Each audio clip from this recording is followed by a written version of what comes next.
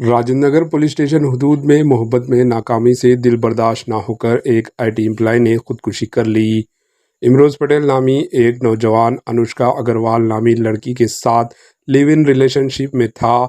बताया गया है कि लड़की की एक और लड़के के साथ ताल्लुकात थे। इस बात की इल्म होने पर इमरोज़ पटेल ने मोहब्बत में नाकामी से दिल बर्दाश्त ना होकर अपने कमरे में फांसी ले ली। इमरोज़ पटेल के अफराद ख़ानदान ने राजेंद्र नगर पुलिस से उनके साथ इंसाफ करने का मुतालबा किया। Bureau report, HN news.